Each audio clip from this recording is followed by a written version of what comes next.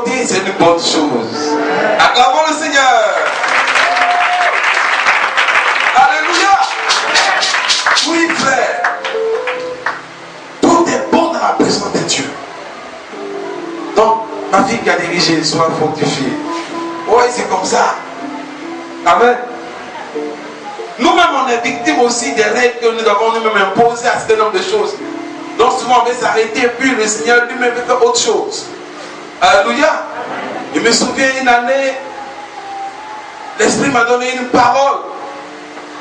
Mais je savais que la parole était pour un doyen. Il dit non, moi c'est pas par ma bouche que je vais te dire ça. Seigneur, choisis ton canal. Oh, c'est pas ma bouche qui voulait parler. Il dit, on était tous dans le salon en train de prier. Est-ce que ça où je me suis retrouvé? Non, dans la cuisine, les gars. Parce que je voulais résister à la voix de Dieu. Alléluia. Mais Dieu voulait parler à son peuple. Donc, bien-aimés, soyez fortifiés. Et je crois que Dieu a des grandes choses à faire avec le temple de la gloire de l'Éternel. Effectivement, le Seigneur m'a dénoncé. Il est tout le temps au contrôle de la situation. Alléluia. Le thème de mon message ce matin, c'est une nouvelle dimension. Ah, dis une nouvelle dimension. Dis une nouvelle dimension pour moi. Une nouvelle dimension pour ma destinée. Une nouvelle dimension pour ma promesse. Une nouvelle dimension pour mon héritage.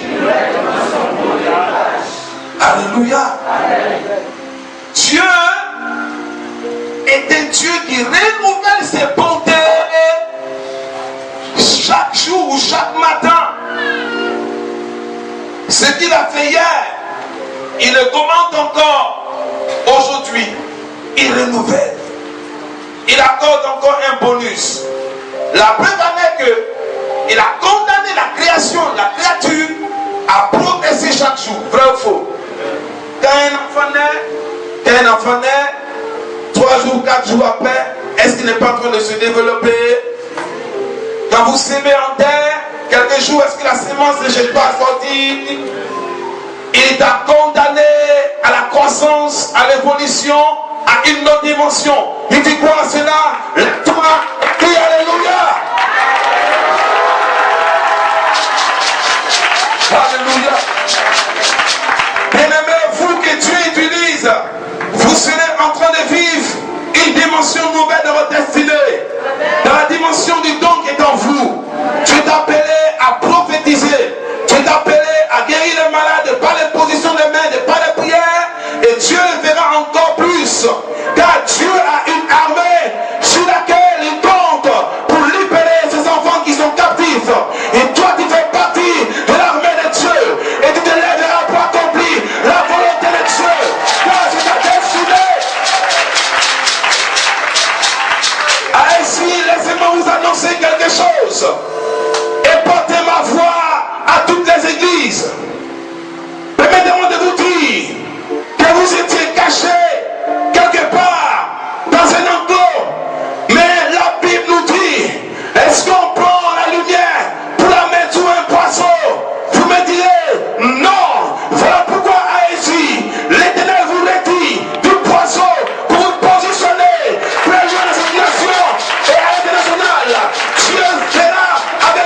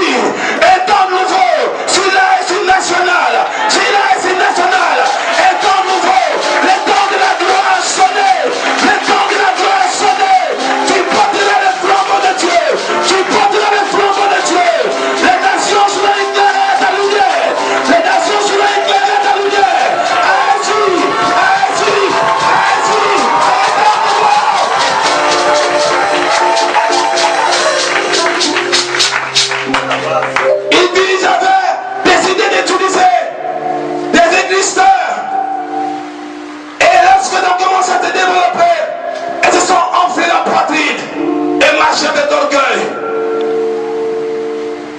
Et aujourd'hui, elles ont perdu la route de l'esprit. Et régnant ce qui faisait les forces. Elles ne croyaient plus en l'effusion de l'esprit. Elles ne croyaient plus en la délivrance. Elles ne croyaient plus en ma puissance. Parce qu'elles se sont remplies les poches.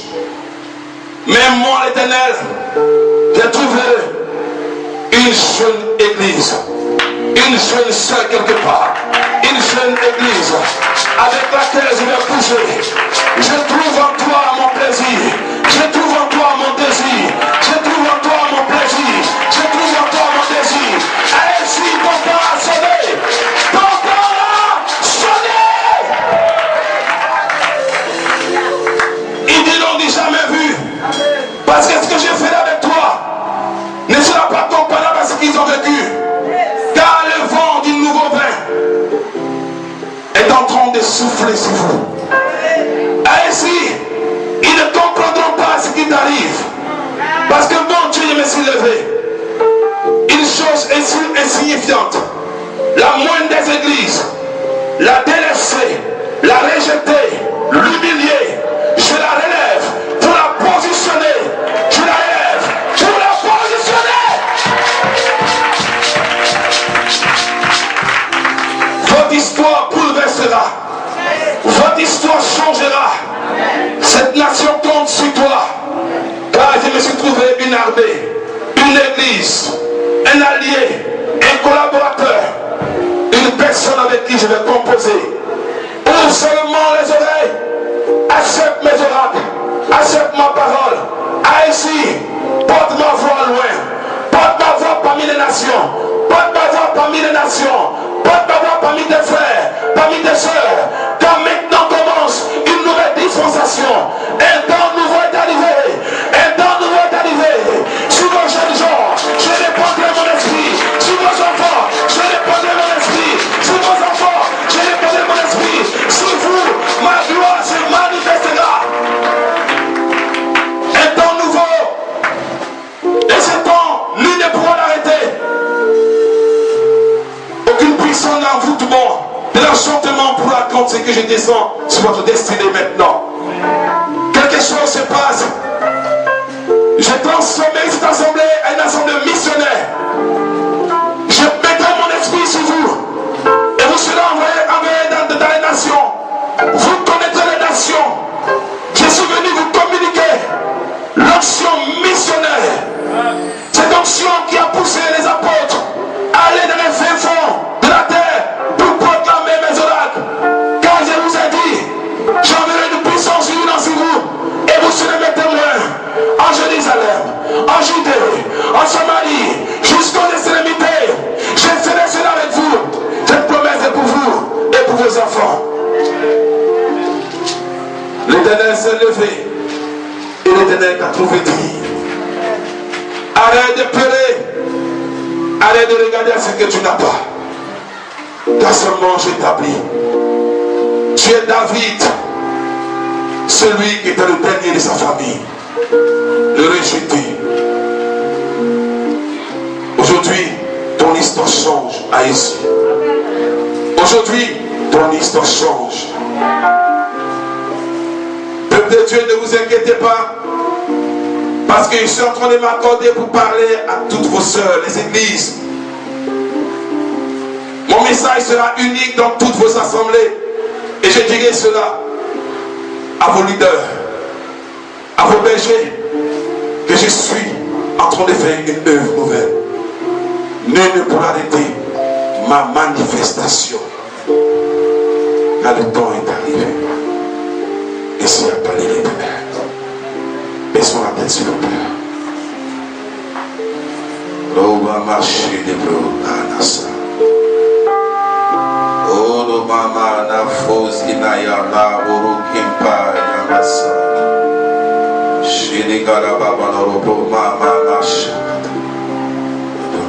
Fauzi winero.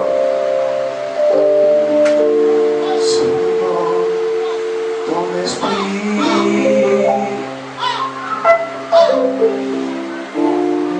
Ce qui compte, c'est ton esprit.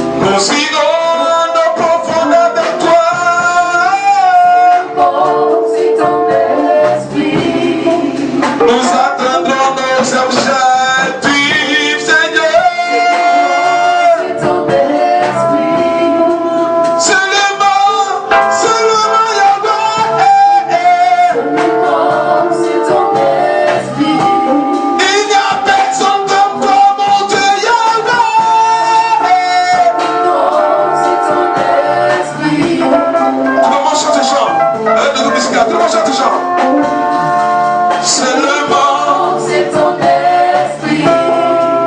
les montagnes seront déplacées. Ce qui compte, c'est ton esprit. Ce n'est pas la faute ni par l'intelligence. Ce qui compte, c'est ton esprit. Toutes choses changeront. Ce qui compte, c'est ton esprit. Adonai monte, Adonai monte. Ce qui compte, c'est ton esprit. Il n'a point changé, même bien aujourd'hui tellement, c'est vrai. Ce qui compte, c'est ton esprit. Est-ce qu'on peut acclamer notre Dieu? Acclame notre Dieu. Alléluia. Si tu t'acclames plus que ton voisin, tu ne sonnes grâce plus que lui.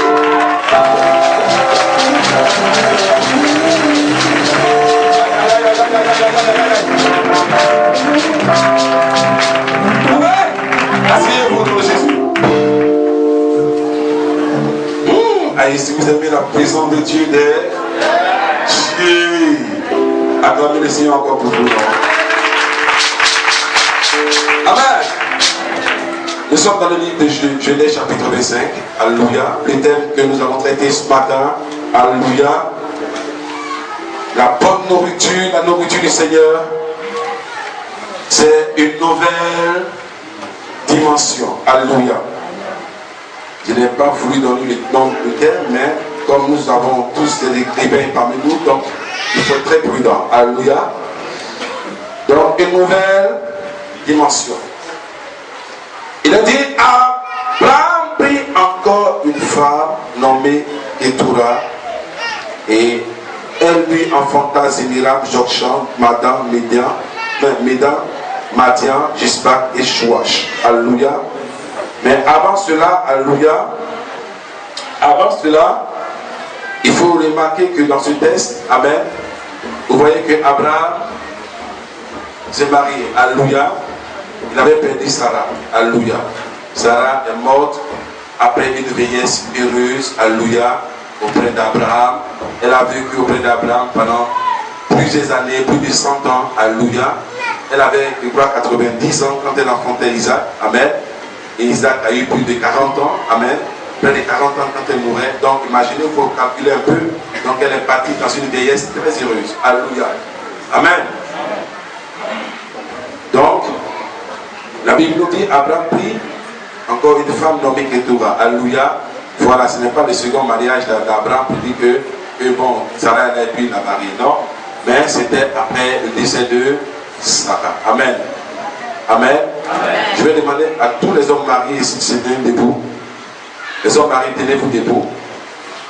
Amen. Voilà, je vais sécuriser ce message. Amen.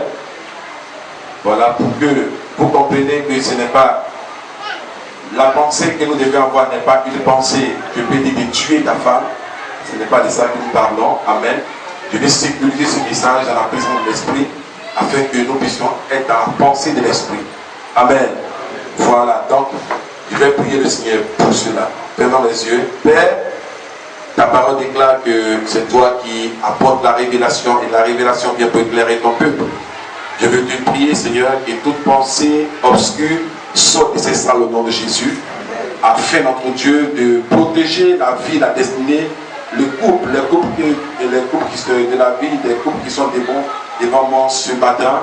Et je te prie, notre Dieu, que toute attaque contre les familles, contre les épouses, contre les vies, notre vie de couple soit brisée, vécue au nom de Jésus. Père, les femmes, notre Dieu, et eux vivront afin de pouvoir rencontrer ta gloire au nom de Jésus. Parce que notre Père, ce message vient pour révéler une dimension de ta facette, non pas pour venir, notre Dieu, faire autre chose que ce que tu vas leur enseigner ce matin au nom de Jésus. Alléluia. Et la Bible nous dit que Abraham avait perdu Sarah, et Sarah qui était, je peux dire, au côté d'Abraham depuis sa jeunesse.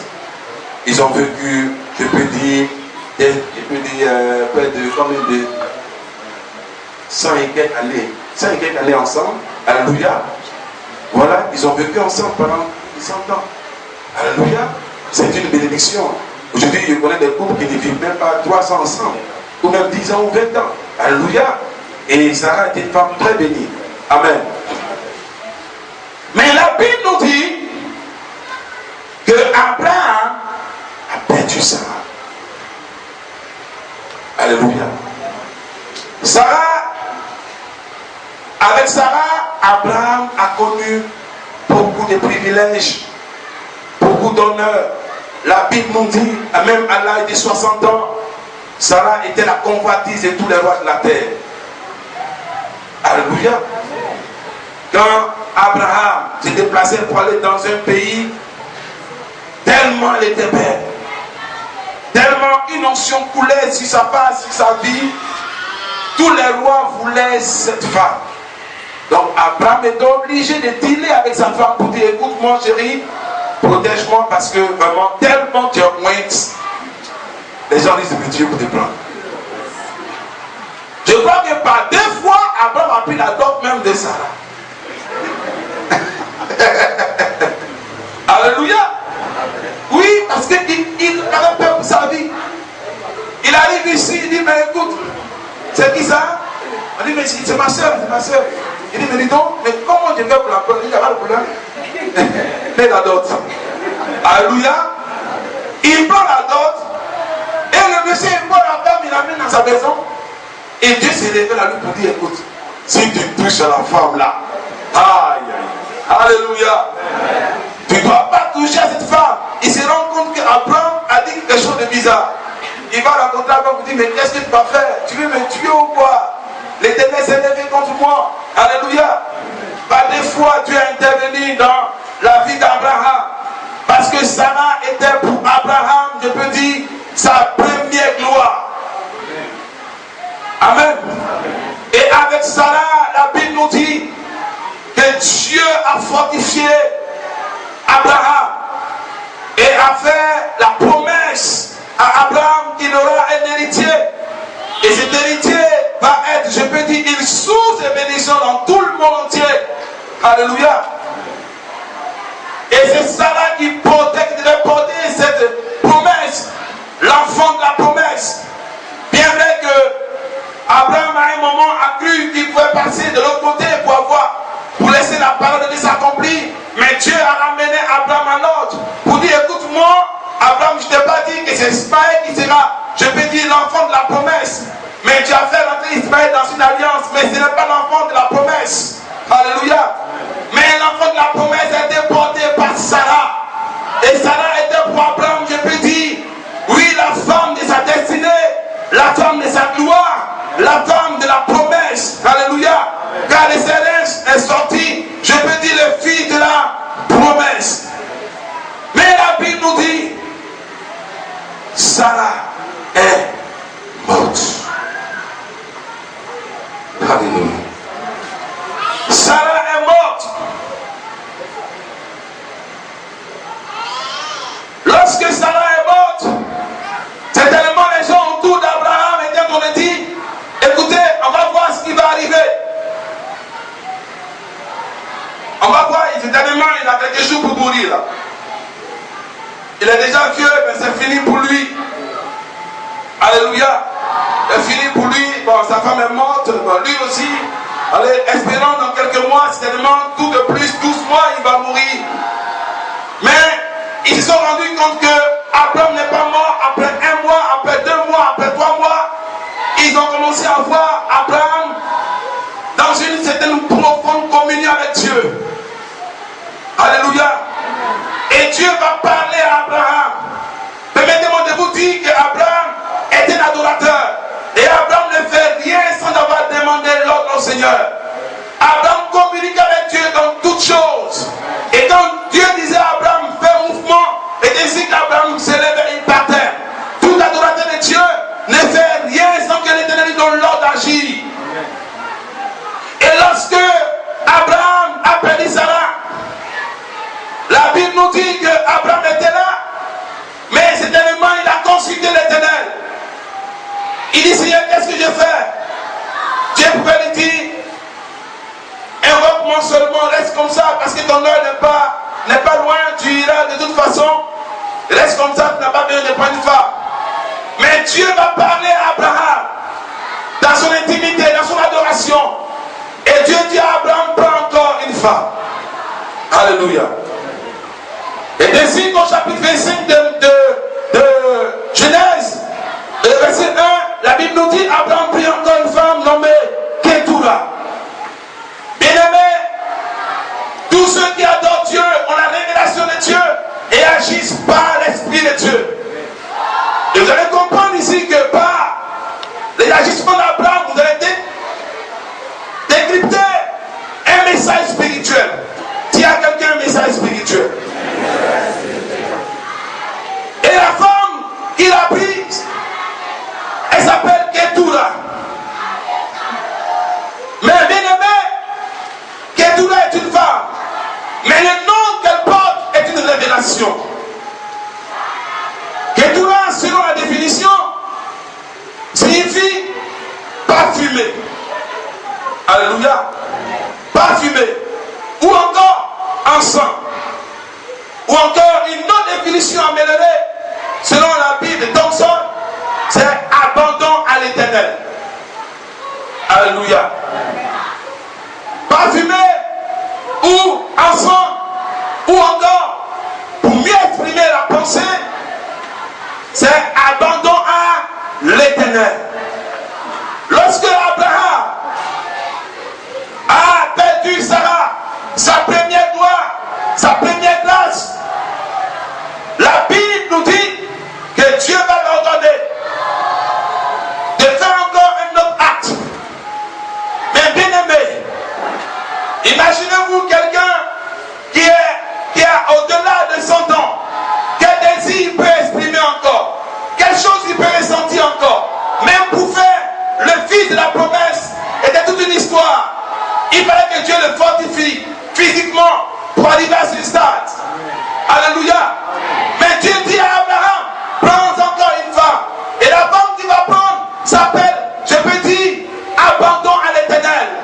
Bien-aimé, permettez-moi de vous dire que le mariage d'Abraham n'est pas avec Ketura, mais c'est avec Dieu, l'Éternel des armées.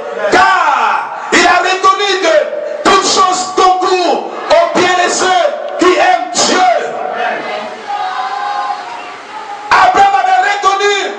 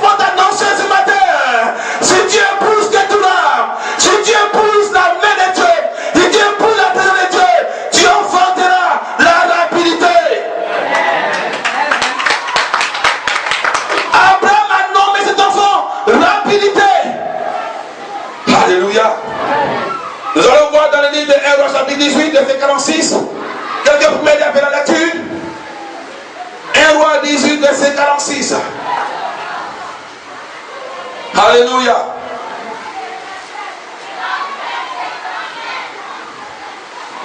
Oui, frère Désiré.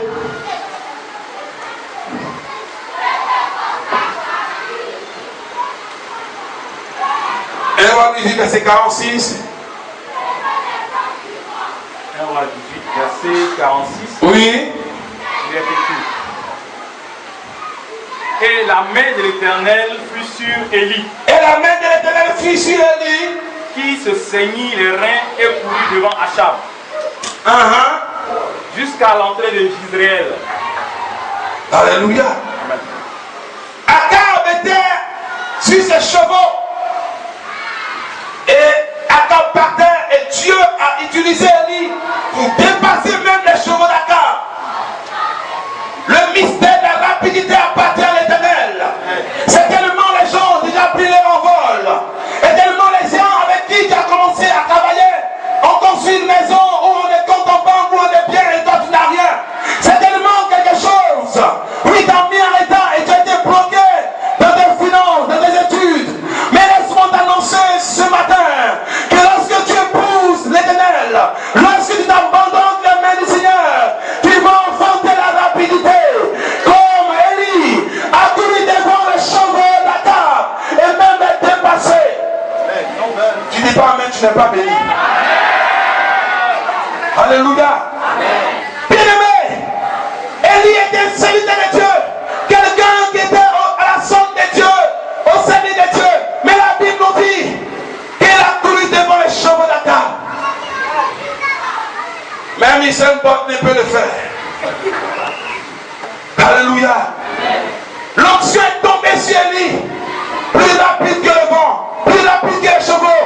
Bien-aimé, tu seras plus rapide que ceux qui t'ont dévancé. Tu dis pas amen, d'accord, je peux. Ah bon? Ah bon? Il prophétise ta vie, puis tu la laisses tomber comme ça en train quelqu'un qui est. Ah non, les morts n'entendent pas la parole, ce sont les vivants qui entendent la parole. Hein.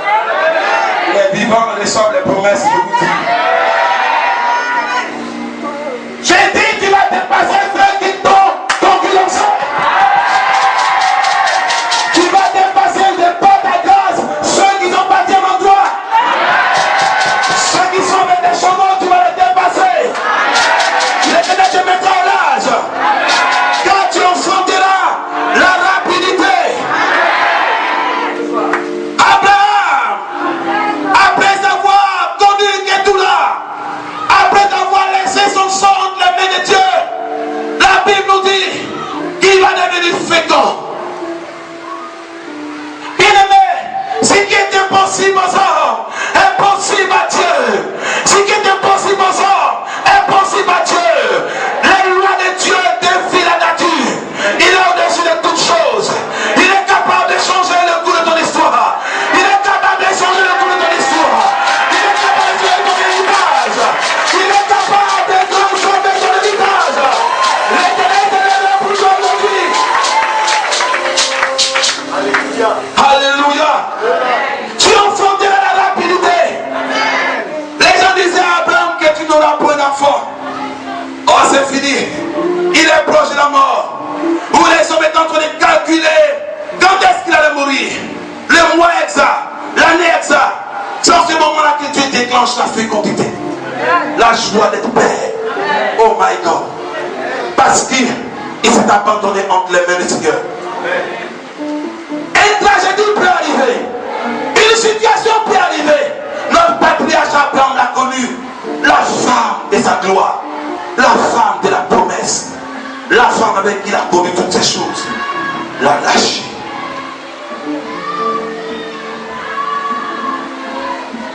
C'est tellement tu as connu la même tragédie. Celui qui te soutenait est parti tragiquement. La chose sur laquelle tu comptais t'a laissé tomber. Ceux qui pouvaient te soutenir t'ont laissé tomber. Et tu es resté seul en train de souffrir.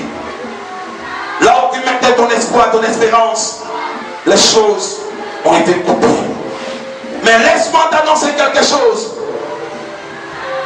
Les hommes ne peuvent pas. Les hommes ne pourront pas changer ta destinée. sur l'Éternel des armées. Abraham ne s'est pas réfugié dans les conseils humains. Abraham ne s'est pas réfugié dans, je peux dire, les dits des gens. Parce que l'homme ne voit seulement que la tragédie. Mais Dieu voit pour toi des projets de paix et non de malheur, afin de te donner un avenir et de l'espérance. Tous les gens voyaient les projets de malheur pour Abraham pour dire, sa femme est partie, lui il va mourir aussi. Mais ils ont commencé à voir, mais Dieu va changer la vie à son sujet. Dieu changera la vie à ton sujet. Abraham enfante la rapidité. Quand tu es connecté à Dieu, tu vivras la rapidité. Ce que les gens ont pris 10 ans pour construire, toi en un an, tu l'auras. Oh, tu n'as pas dit amen. Tu n'as pas dit amen. Tu n'as pas dit amen. Tu n'as pas dit amen.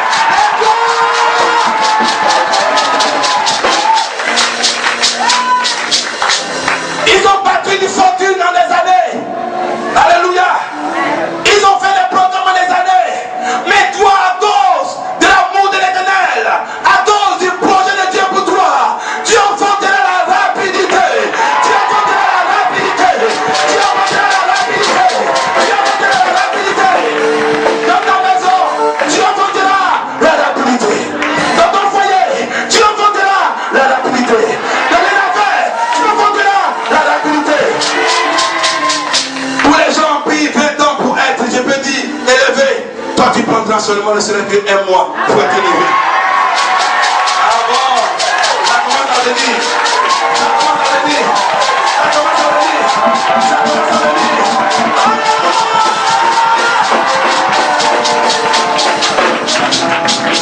Ton problème n'est pas avec les hommes. Fais comme Abraham. Fais comme Abraham. Épouse Ketura. Épouse l'Éternel des armées. Épouse le conseil de Dieu.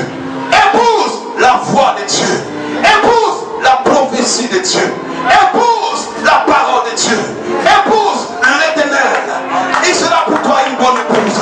Il sera pour toi une bonne épouse. Il sera pour toi une bonne épouse. Il sera pour toi une bonne épouse. Alléluia. Les gens, je n'ai 10 ans pour avoir un mari, mais toi seulement en un mois, l'Éternel trouverait pas.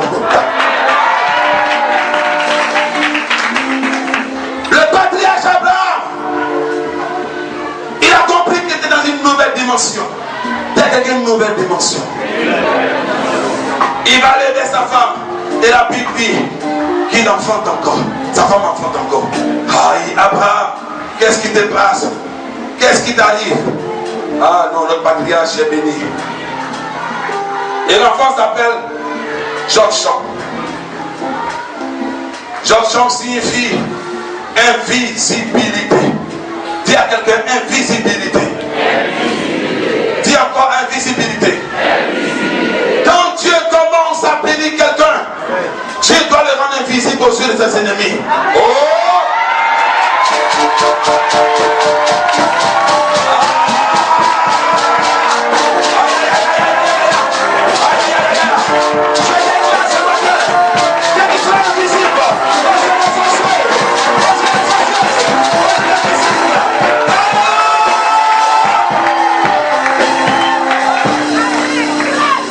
Abraham savait qu'il avait besoin de la protection de Dieu. Invisibilité. Dis encore invisibilité.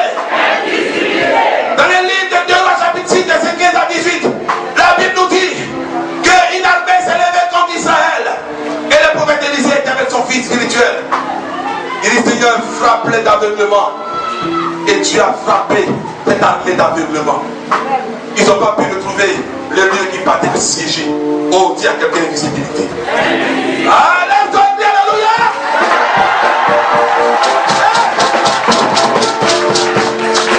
Dieu protégera ta bénédiction. Il protégera ta classe. Il protégera ton foyer. Il protégera ton travail. Il protégera ta vie.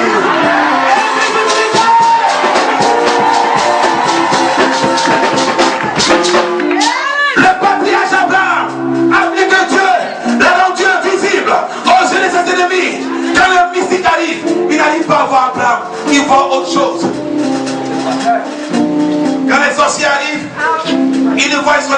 feu. Quand Dieu te rend invisible aux yeux des mystiques, aux yeux des sorciers, ils verront autre chose à ta place.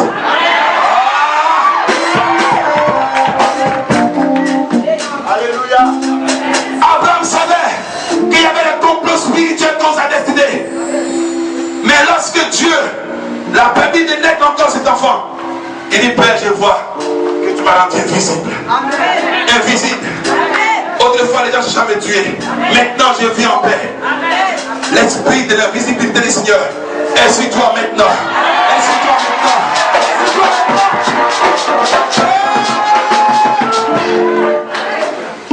Alléluia. Dis avec moi, Jean-Jean. Dis avec moi, Jean-Jean. Alléluia. L'Éternel a rendu Abraham invisible. Tu as besoin de la protection de Dieu. Dans ton commerce, tu as besoin de la protection de Dieu. Dans ton entreprise, tu as besoin de la protection de Dieu. C'est lui ce qui peut assurer ta garantie, assurer ta survie, assurer ton efficacité. Abraham a reçu la visitation de Dieu. Il dit, je suis devenu invisible maintenant. Tu verras des ennemis même te critiquer dans le vice en face parce que Dieu va te rendre visible à les yeux. Tu vas les regarder, ils ne sauront même pas que c'est toi. Et puis ils seront en train de te critiquer. Et tu vas les entendre. Et quand ils finiront un peu, le Éternel va ouvrir les yeux. Dis, oh my God. Oh my God. Oh my God. Dis invisibilité. Bien-aimé, c'est une autre dimension. Abraham a commencé à marcher dans les prophétiques. Il dit non. Je vais raconter ma vie de par le nom des enfants que je donne. Oui, il racontait sa vie maintenant. Oui, parce que vous savez, depuis Abraham jusqu'en Israël, tous les noms qu'on donne ont une signification. Et ce sont les noms de circonstances ou des noms, je peux dire, selon les faits ou les événements marquants vécus par ces personnes. Au point où des personnes portent le nom, je peux dire, des malheurs ou des souffrances comme Jaébet. Sa mère l'a conçu dans la souffrance. Elle dit vraiment, cet enfant, il a eu du mal à le mettre au monde. Je l'appelle Sissi. Et Jaébet est né dans la souffrance. Et Jaébet a demandé à Dieu de provoquer la puissance, la malédiction surtout dans son nom. Et Dieu l'a fait. Abraham reconnaissait que l'Éternel l'avait rendu invisible. En troisième position, la Bible nous dit que Abraham encore a touché sa femme. Elle a enfanté un enfant qu'on appelle Médian. Médian. Médan. Alléluia. Ça signifie communion. Communion. Ou union. Alléluia. Mais Abraham est en train de révéler un message. Tous les hommes de Dieu, tous les prophètes de Dieu ont un message. Et un seul message. Préparer le chemin du Seigneur. Oh, n'a pas dit Amen. Abraham préparait le chemin de notre Seigneur. Et il révélait à toute l'humanité. Médan signifie communion. Et la communion que nous devons rechercher, c'est la communion avec l'Éternel. Il révélait qu'il était en communion avec le Père. Vous pouvez vraiment, pour fortifier votre compréhension, prenez 1 Jean chapitre 1 Jean 1 verset 3. Et la Bible nous dit d'être en communion avec le Père et le Fils. Alléluia. Désirez soumettre ça, ça me fera du bien. 1 Jean chapitre 1 verset 3. Alléluia. Et Abraham est en train de révéler la source de sa bénédiction, la source de sa visitation. Bien-aimé, toute bénédiction qui n'est pas, je peux dire, basée sur le Seigneur, est une bénédiction éphémère et dangereuse. Parce que le diable te réclamera des tonnes de choses qu'il ne t'a pas données. Oui, bien-aimé. Ce que nous avons vu et entendu, oui, nous vous l'annonçons à vous aussi, oui, afin que vous aussi vous soyez en communion avec nous. Or, notre communion est avec le Père et avec son Fils Jésus-Christ. Alléluia. Et tous ceux qui ont connu le Seigneur, tous ceux qui sont à la droite de Dieu, sont en communion avec le Père, sont en communion avec le Fils. Bien-aimé, c'est seulement la communion avec le Père qui changera ta destinée. Et Dieu veut changer le cours de ton histoire. Une communion s'impose à toi. Une communion s'impose à toi. Qui parle de communion parle de prière. Qui parle de communion parle de vocation. Qui parle de communion parle de prière fervente et de relation avec le Seigneur. Tu dois avoir une communion avec le Père. Et c'est le Père qui décidera pour toi ce qui deviendra demain ta vie. Abraham révélait que sa communion avec le Père qui a changé sa destinée. Il révélait que son mariage avec Ketura était une histoire de la communion avec le Père. Tu as une communion avec le Père. Le Père te donnera les instructions et ta destinée changera. Nous ne sommes pas venus sur la terre pour vivre la malédiction ni pour vivre la pauvreté. Parce que quelqu'un a payé le prix à la croix pour toi. Il s'appelle Jésus-Christ de Nazareth. Sur la croix de Golgotha, il s'est écrit pour toi. Tout est accompli avec que tu puisses bénéficier de ton héritage. Donc ce sera pour toi une malédiction de ne pas vivre la gloire de Dieu. Une malédiction de ne pas vivre l'héritage de Dieu. Lève-toi et crie alléluia.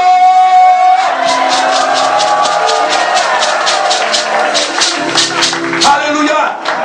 Bien-aimé. Et Abraham continue encore. Et il fait encore un enfant. Nous sommes au quel enfant? Quatrième enfant. L'enfant s'appelle comment? Madian. Madian également signifie communion, union. Alléluia. Mais comme je vous ai dit, tout prophète du Seigneur révèle la gloire. La première communion était en communion quoi? Verticale. C'est qui est l'homme de Dieu. Et encore Abraham insiste. Car le nom Médan et Madian sont les mêmes mots. Ça signifie la même chose. Abraham a révélé la gloire. Communion avec Dieu et communion avec les hommes. Voilà pourquoi dans les livres de Jean chapitre 17 verset 21, et Jésus prie, il dit Père, qu'il soit un, comme toi et moi. La communion entre nous les frères est très importante. Si tu reçois de Dieu, communique la chaleur que tu as reçue de la part du Seigneur à tes frères. La communion avec les hommes implique l'amour, implique la douceur, implique la compréhension, implique le partage, implique la bonne relation. La communion. Madian signifie communion avec Dieu et communion aussi également avec les hommes. Et tu es en communion avec ton frère, c'est que tu fais partie de ceux qui annoncent la gloire. Il y a des personnes seulement qui annoncent la communion avec le Père par la communion horizontale. Tu n'annonces pas la gloire. Abraham a annoncé la gloire. Communion verticale, communion horizontale. Tous ici nous sommes appelés à nous aimer, à nous comprendre, à nous saluer, à partager la chaleur fraternelle. Car cela était la force de l'église primitive. La communion fraternelle, la fraction de pain, l'amour, c'est une bombe dangereuse qui va exploser sur la vie de quelqu'un. Soyez en communion les uns avec les autres. Et celui qui est faible, et celui qui est fort supporte celui qui est faible. Et que celui qui est faible accepte d'être supporté par celui qui est fort. Et chacun reconnaît son état, reconnaît sa position et reçoit de la part du Seigneur. Nous sommes membres du corps du Christ. Bien-aimés, permettez-moi de vous dire que nous sommes tous membres du corps du Christ. Imaginez-vous si mon petit corps me fait mal, tout mon corps est paralysé. J'ai mal avec tout le corps. Mais l'église aujourd'hui, quand le petit doigt fait mal, on le coupe en même temps. Coupez-le. Ce n'est pas le corps du Christ. Et tellement c'est ainsi à moi du corps du Christ peut-être. Le partage, la communion, l'entraide, l'amour, la douceur fait partie de la communion. Échanger. Quand un frère est malade, il faut lui rendre visite. Ne voyez pas seulement les bonnes choses sur les personnes qui vous bénissent financièrement. Voyez aussi les bonnes choses, c'est nous qui n'avons pas d'argent. C'est ça. Non, ne mettez pas en parlant avec les gens, je vous en prie. Je vais parler de la part du Seigneur. Alléluia. C'est ça la communion, bien-aimé. Que le Seigneur nous aide. Et ensuite, Abraham encore continue le patriarche. Tellement l'onction est suivie, il est devenu fertile. Même ça tout comme ça crée des problèmes. Ça crée des problèmes déjà. Quand tu as l'onction, tu deviens très fertile. Tu veux être fertile? Ah, reçois l'onction. Normalement, les semis d'Abraham, sur le plan physique, étaient déjà finis. Mais c'est l'onction qui rend fertile. C'est l'onction qui transforme les choses. Je vous dis la vérité. Vous pensez que qu'est-ce qui a ressuscité Jésus? C'est l'onction. Ah oui, frère. Qu'est-ce qui a ressuscité Lazare? C'est l'onction. Ce n'est pas les antibiotiques qu'on a piqué à Lazare pour devenir ce qu'il est devenu. Mais la puissance de la parole accompagnée de l'onction a ramené Lazare de la mort à la vie. Quand l'onction est sur toi, ce qui est mort reprend vie. Attention, il y a des femmes qui s'apprêtent d'être enceintes ici. Parce que Dieu est en train de communiquer une onction fraîche. À nos papas ici, est-ce qu'on peut acclamer le Seigneur?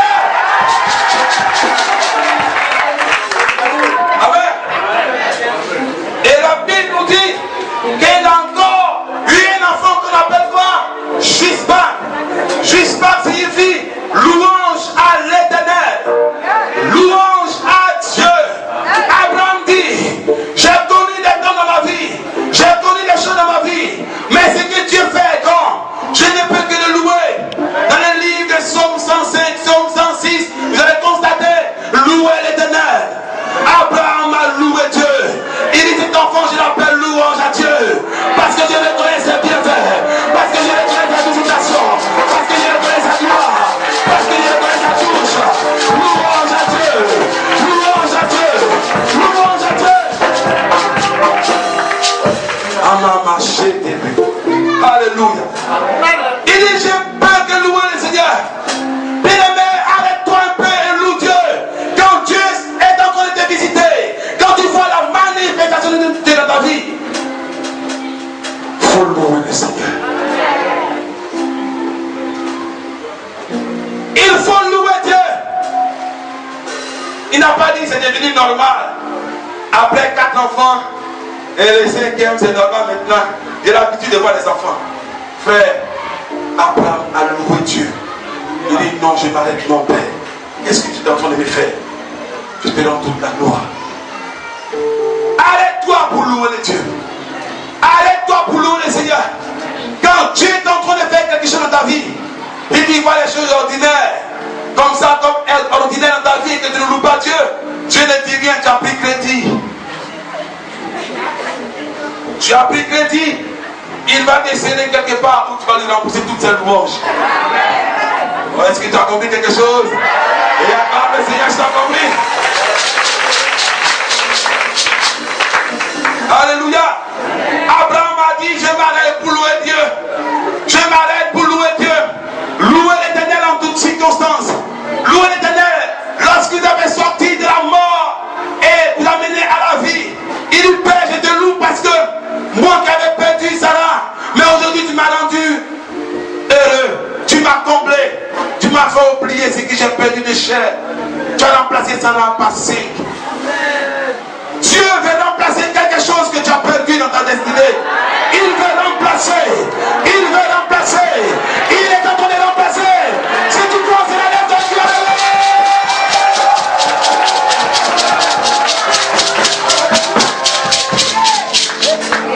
Aidez ma maman. Aïe. Oui, c'est pas quelqu'un l'ancien fort comme ça là. Il y a beaucoup de choses qui se produisent. Amen.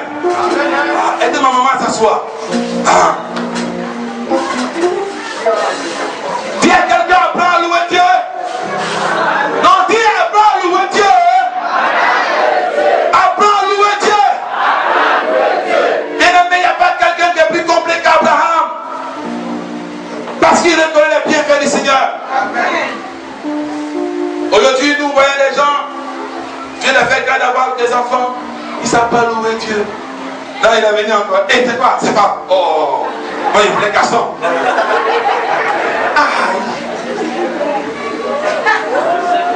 C'est quoi? Femme, garçon. Oh, il voulait femme. Et Dieu donne encore. Jumeau, Seigneur, lui aussi. Oh, jumeau, m'a donné jumeau. Dans la crise là. Apprends à louer Dieu en toutes circonstances. Apprends à bénir Dieu en toutes circonstances. Bénis ton Dieu.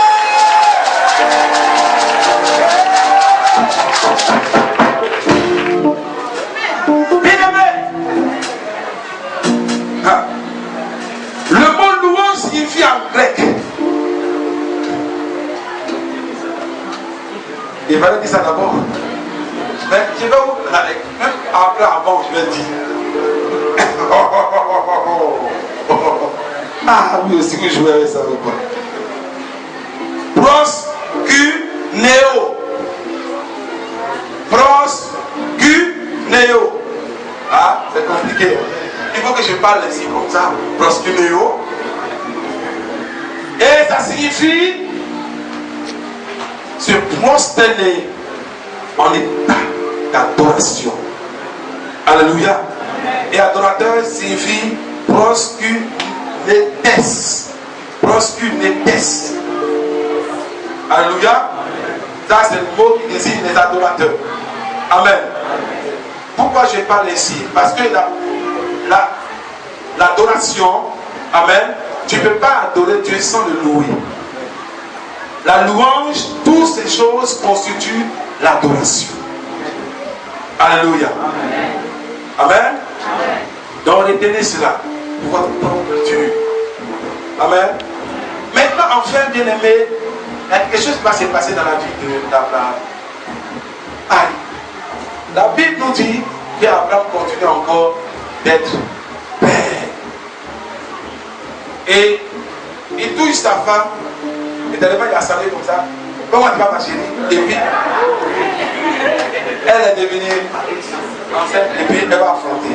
Mais l'enfant il s'appelle comment? Non, prononcez bien. Chouache. Le nom est bizarre. Ah. Dis à quelqu'un chouache.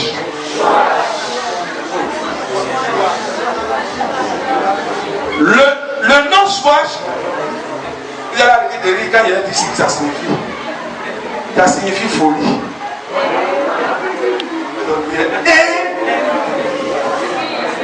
Oh my God. Abraham reconnaissait que la folie de Dieu change la destinée des hommes. Oh my God. Vous allez comprendre tout à l'heure. Prenez 1 Corinthiens chapitre 1 verset 8. Prenez 1 Corinthiens. Désolé, viens là-bas. Vous allez comprendre pourquoi il a nommé son fils folie. Mais pas n'importe quelle folie. La folie de Dieu. 1, 18.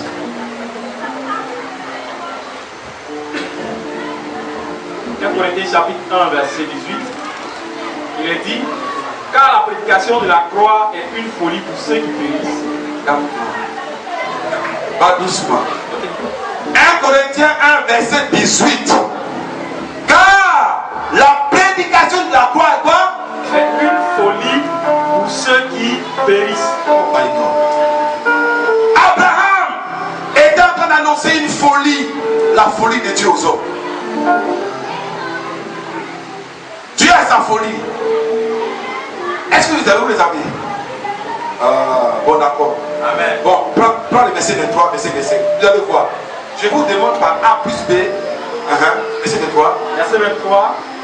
Nous prêchons Christ, pardon. Nous prêchons Christ crucifié, scandale pour les juifs et folie pour les païens. Oui. 24. 25. Car la folie de Dieu est plus sage que les hommes, et la faiblesse de Dieu est plus forte que les hommes. Amen. Dis à quelqu'un la folie de Dieu. Abraham était en train d'annoncer à l'humanité la folie de Dieu. Quand Dieu aime quelqu'un, il déploie sa folie. Oh my God. J'ai vu un homme qui aimait sa femme. Il a dit à sa femme, écoute mon chéri, je veux te faire plaisir. Il dit, qu'est-ce que tu veux? Elle dit, bon, je veux une voiture. Il dit, quelle marque? Elle dit, une Mercedes. Il dit, ma chérie, je t'en donne 2. Il dit, qu'est-ce que tu veux? Encore, il dit, non. Bon, je veux qu'on appelle ceux qui font les froids là, qu'on appelle chambre froide. Et ça non? Chambre froide. Non, je veux vraiment une chambre froide bien équipée. Il dit, ma chérie, laisse, tu auras une chambre froide dans chaque quartier d'Abidjan.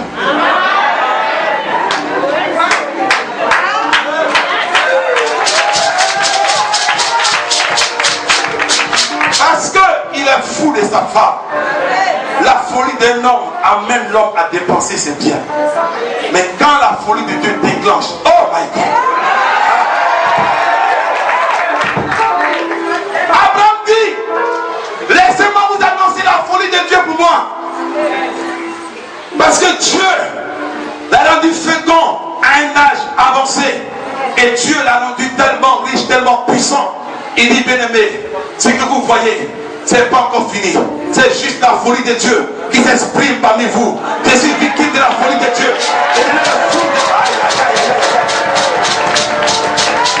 Quand Dieu est fou de quelqu'un, quand Dieu est épris de quelqu'un, il déverse sur la personne des grâces innombrables, des bénédictions innombrables. Il ne calcule pas. Il ne calcule pas. Lorsque Dieu voulait frapper Israël, Moïse a dit, Père, prends ma vie et laisse-les vivre. Et Dieu dit, ils ont la chance. Parce que Moïse, je t'aime, je vais les laisser vivre. Quand Dieu aime quelqu'un, il déploie sa folie. Et la Bible nous dit ici, dans le livre de 1 Corinthiens chapitre 1 verset 25, car la folie de Dieu est plus sage que la sagesse des hommes. L'Éternel s'est levé pour toi, pour t'accorder sa folie. La folie de Dieu est pour toi.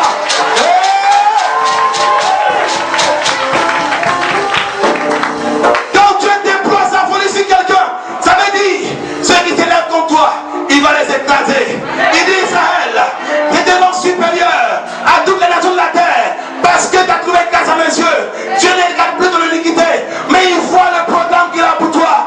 Car la folie de Dieu s'élève pour toi. Abraham exprimait la folie de Dieu.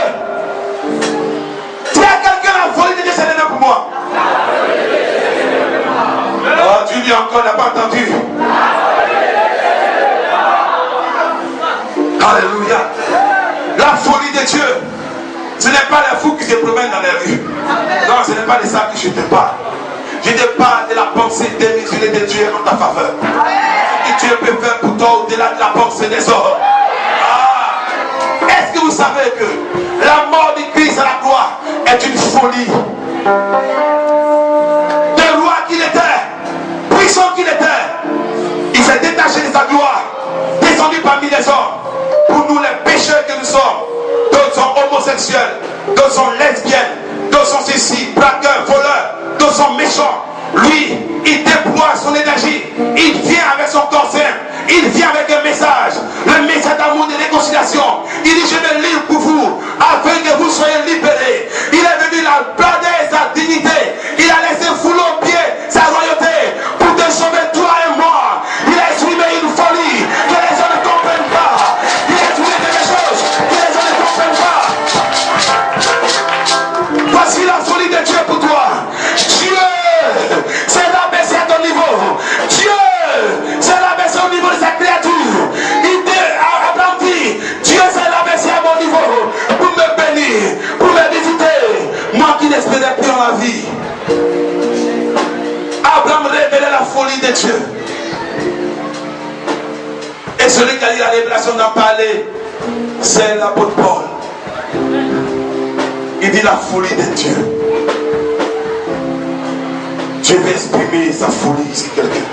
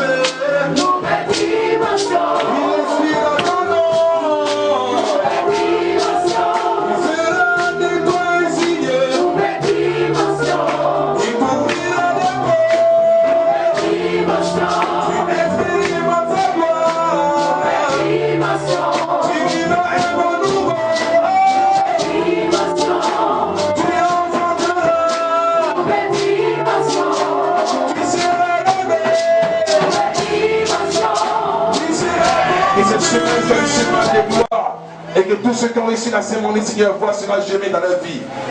Père, amour, joie, grâce, révélation, votre partage en cette semaine, je le déclare au nom de Jésus-Christ, notre Seigneur, notre Sauveur. Amen.